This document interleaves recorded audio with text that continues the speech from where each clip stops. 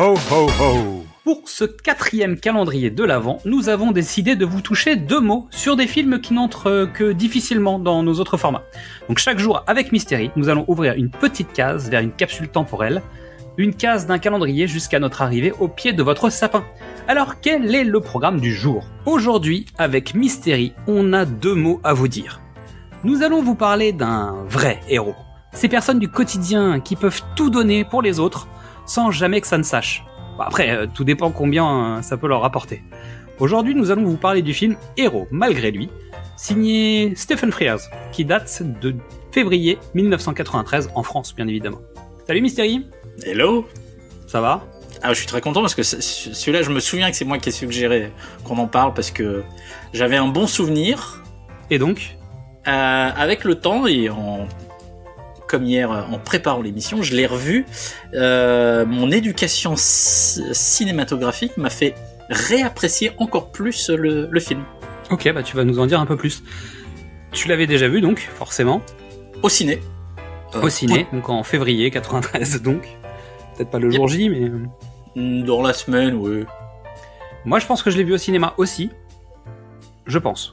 Je suis moins sûr, peut-être que ça a fini au vidéoclub, mais il y a de fortes chances que je l'ai vu au cinéma. D'un coup, j'ai un doute. Ciné ou Canal? Bah attends, on va être simple. Au casting, donc le film s'appelle Hero en anglais, réalisation Stephen Frears. Donc Stephen Frears, on lui doit Les Liaisons Dangereuses, High Fidelity, dont on vous a déjà parlé, The Queen, Tamara Drew ou Philomena. Qu'est-ce que je peux vous dire d'autre? Au casting, parce que c'est souvent comme ça que je choisissais mes films à l'époque, Dustin Hoffman, qu'est-ce qu'on a besoin de repréciser, avec la voix de Sylvester Stallone à l'époque, mais bon, ça c'est un autre problème. Richard Darbois, s'il te Oui, plaît. je sais, merci. Et bisous Richard Darbois. Gina Davis, qui pour moi était Beetlejuice, bah tu vois, je veux dire, pour moi c'est cette époque-là, tu vois. La plus belle femme du monde à l'époque. Andy Garcia, Les Incorruptibles, la gâchette des Incorruptibles. Exactement. Chevy Chase, que je connais un peu pour les histoires de l'homme invisible, tu sais, ou un truc comme ça. Je suis pas un comédien que j'apprécie particulièrement. John Cusack, dont on vous a déjà parlé plein de fois. Et puis il y a même un Tom Arnold qui passe une tête. Bah tu vois, en gros t'as un casting où tu dis. Et surtout, il y a un James Madio qui joue Joey Laplante, le fils, qui jouait dans Hook. Tu vois ce que je veux dire? Ça, je savais que tu pourrais pas passer à travers. Évidemment. Mais donc, tu te retrouves avec un casting où t'as quand même plein de personnages que t'as vus dans d'autres films et tu te dis, ok, ça doit forcément fonctionner. Pour moi, c'est un film, comment dire, de l'époque de Family Business, ça, si tu vois ce que je veux dire. On est dans ce créneau de genre de film, tu sais, où Dustin Hoffman a commencé à faire des sortes de semi-comédies. C'est pas vraiment des comédies, mais c'est un peu des comédies quand même. C'est des films qui sont moins sérieux que certains films qu'il faisait avant. Qui sont pas des potacheries non plus, on n'est pas tombé sur Mon beau-père et moi, quoi. Bisous Robert De Niro. Mais c'est des comédies familiales, mais avec un petit peu de fond, quoi. Est-ce que ça te va? Pour l'époque de Dustin Hoffman, oui, ça reste une pointure, ça reste la tête d'affiche et ça joue. Et ça joue bien, et il sort de Rain Man, et il sort de tout ça, il est au top. C'est pas une comédie familiale. Alors, si, c'est une comédie familiale, mais en fait, c'est une actualisation d'un film de Frank Capra. Exactement. Ça a la structure d'un Capra. Ah, c'est exactement ça, je suis complètement d'accord. Sauf que ça a le cynisme des années 90-2000. C'est pas encore les années... Ouais, c'est ça. Ça a le cynisme... Ouais, des années... Oui, je suis chaud. Ok, je valide. Bon, alors, avant d'aller plus loin, est-ce que t'as un pitch? Ouais. Vas-y. C'est Macadam Cowboy qui joue les héros sans le vouloir et qui fait tout pour passer à travers la notoriété. Ça me parle, c'est pas mal. Moi j'ai noté quand le mauvais samaritain cherche à éviter les projecteurs de son quart d'heure de gloire. C'est un samaritain quand même, mais c'est un mauvais samaritain. C'est un mauvais samaritain, on est d'accord. Mais d'où l'idée du Frank Capra, c'est l'ange, tu sais, avec ses ailes qui va aller... Pour moi, il y a un peu de ça, même s'il l'a pas choisi. Tu sais, c'est l'ange qui râle pour aller bosser, quoi. Tu vois ce que je veux dire?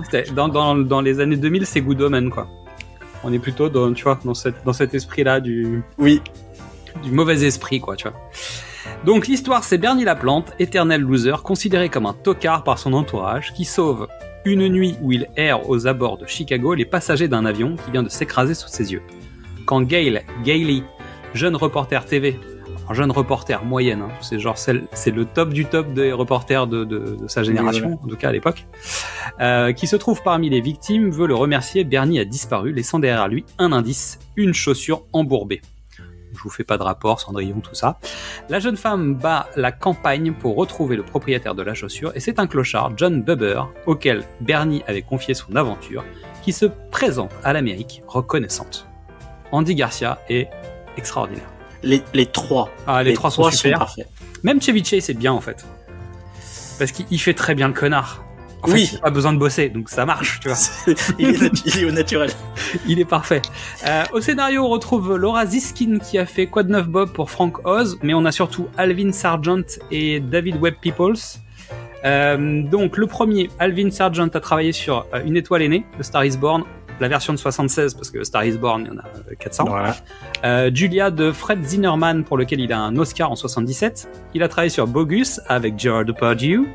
Le Spider-Man 2, le Spider-Man 3 de Sam Raimi et The Amazing Spider-Man. C'est plutôt pour c'est à lui qu'on doit Imo Spider-Man Tobey Maguire. Oh putain. Et oui. Et David Webb Peoples, on lui doit Blade Runner. C'est pas mal, hein. Bah ouais, c'est pas mal. Ça suffit, voilà. La femme de la nuit, c'est pas mal aussi. Léviathan, impitoyable. Et l'armée des 12 singes. Quand même. Ça fait un petit CV quand même. Et à la musique, on a George Fenton, à qui l'on doit Gandhi, La Compagnie des Loups. Tiens, ça me dit quelque chose, on n'en a pas parlé. Est-ce qu'on en aurait parlé? Ouais, je sais pas. Crying Freedom, Les liaisons dangereuses, Memphis Belle, The Fisher King, Le roi pêcheur, et je pense qu'il y a un lien quand même avec le film, je trouve.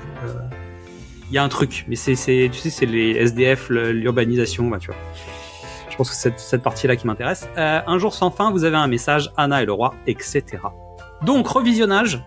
Moi, je me suis fait avoir encore, comme d'hab, j'ai encore chialé, comme d'habitude. C'est un film qui me fait chialer, moi, à chaque fois, donc je me suis encore fait. Donc, un Samaritain récalcitrant. Une tâche, quoi. Bah, je veux dire, le mec, quand même, à la base, c'est un...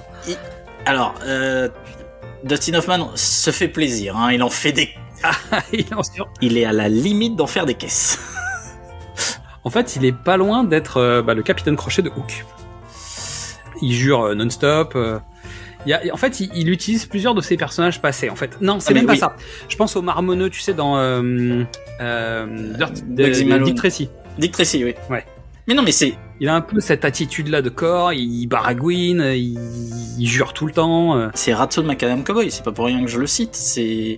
Mais une version adoucie, plus grand public, parce que on veut faire un film populaire avec un anti-héros qui rencontre un mec qui n'est pas du tout un héros, mais qui a quand même la gueule, l'attitude et le style. Andy Garcia, ça le fait en fait.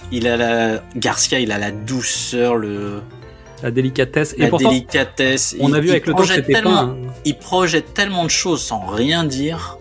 C'est hyper il est intense. Il est assez intense quand même dans le film, je trouve. Et Gina Davis, le regard de Gina Davis fait qu'en plus tu valorises l'un ou l'autre. Donc, oui. Tu vois, en plus elle est là pour évidemment t'augmenter ce que tu penses des personnages. Donc l'écriture est cool. Stephen Frears, il s'est tourné. Il y a pas une mise en scène de taré. Il y a une mise en scène de taré, mais parce qu'elle est hyper délicate. Ce que je veux dire par mise en scène de taré, c'est de dire c'est pas m'as-tu vu. C'est pas des trucs, mais c'est assez fin et c'est vrai que c'est assez délicat comme façon de travailler. On reconstitue quand même un crash d'avion, hein. C'est pas non plus. On est d'accord. Il y a des beaux décors, il y a quelques beaux studios, il se passe des trucs, mais et puis la fin du film, ils ont piqué la fin du film au Père Noël est une ordure, mais bon, ça c'est un autre problème. Non, le film est en boucle. Moi, j'ai des échos de un fauteuil pour deux. Je vois ce que tu veux dire, mais ça, c'est le côté My Fair Lady, peut-être, un peu. Mais voilà. Tu vois, on prend quelqu'un qui vient de la rue, d'un seul coup, on va l'habiller correctement, mais c'est Pretty Woman, tu vois, aussi. D'une autre manière, on est dans ce mécanisme-là. Vu qu'on parlait de Cendrillon, c'est ce principe de on prend quelqu'un qui est mal sapé, malin, on va l'habiller correctement, on lui fait perdre sa chaussure et puis bon. Après la chaussure est perdue avant qu'on fasse une princesse. Mais ça, pareil, ça marche pas tout à fait pareil. Ça recoupe aussi un peu avec le bûcher des vanités où tout d'un coup il y a toute la société américaine, la haute société américaine surtout, qui se découvre un héros. Je vois. Bah oui, bien sûr. Présentable. Tu veux dire un mec avec des vrais cheveux à lui et tout ça? Et voilà. Ouais. Qui veut pas juste rendre l'Amérique meilleure. Il veut rendre les gens meilleurs. Mais parce qu'en fait, chacun d'entre nous est un héros. Parce qu'il y a des phrases cultes. Évidemment, c'est un peu mielleux, hein, on vous prévient. C'est un peu Americana. Je suis pas d'accord parce que c'est un regard de Stephen Frears qui est anglais. C'est vrai. Et on vous a dit sa filmo. Il se ment pas. C'est le réalisateur de Dirty Pretty Things avec Audrey Tautou. Hein. Et tous les films qu'il a fait autour de la reine d'Angleterre, c'est des films très pointus. Je suis d'accord. Et c'est vrai que si t'as pas envie de voir un film pro-américain, il est quand même un peu pro-américain. Après, il faut bien penser en regardant le film que justement c'est un réalisateur anglais qui fait, et qu'en fait c'est pas l'Amérique qui l'intéresse. L'Amérique qui l'intéresse, c'est l'Amérique qui va utiliser la télévision et les médias pour parler aux gens. En gros. Oui. Tu vois. Donc on est sur une sorte de transmission de la bienveillance par la télévision, en gros. Donc forcément avec des coulisses, avec des zones d'ombre et ce genre de choses. Et c'est là-dessus qu'il travaille, c'est ça qui l'intéresse aussi.